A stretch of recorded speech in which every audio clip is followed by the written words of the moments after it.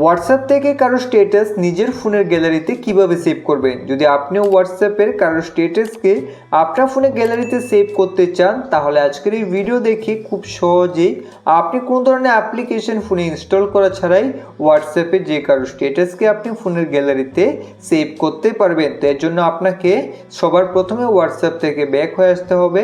এখন বন্ধুরা, আপনারা ফোন থেকে ফাইলস ম্যানেজার নামের এই অ্যাপ্লিকেশনটাকে খুঁজে বার করে নেবেন। যদি আপনাদের ফোনে না থাকে তাহলে আপনি প্লে স্টোর থেকেও গুগল ফাইলস নামের এই অ্যাপ্লিকেশনটাকে ইনস্টল করে নিতে পারেন।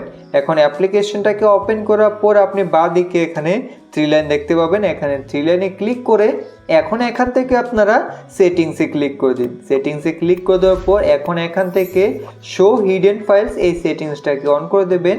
এখন আপনি সেটিংস থেকে ব্যাক হয়ে আসুন। এখন এই পেজে আপনি সবার নিচে দেখতে পাবেন ইন্টারনাল স্টোরেজ। তো এখান থেকে আপনারা ইন্টারনাল স্টোরেজে ক্লিক করে দিন।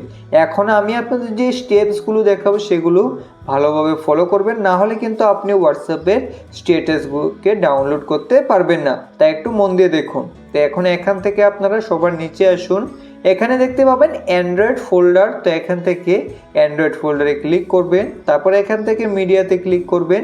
এখন এখান থেকে আপনারা নিচে আসুন। এখানে দেখতে পাবেন com.whatsapp। তো এখানে ক্লিক করুন, তারপর এখান থেকে আপনারা হোয়াটসঅ্যাপে ক্লিক করুন।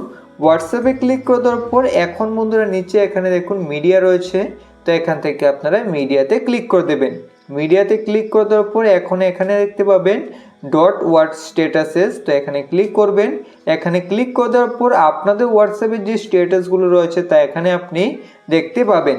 এখন এখান থেকে আপনি যে স্ট্যাটাসকে আপনার ফোনের গ্যালারিতে সেভ করতে চান, তো সেই স্ট্যাটাসের পাশের টিরোতে ক্লিক করবেন। ক্লিক করে দেওয়ার পর এখন এখান থেকে মুভ টুতে ক্লিক করবেন। তারপর এখান থেকে আপনারা মুভ হেয়ারে ক্লিক করে দেবেন।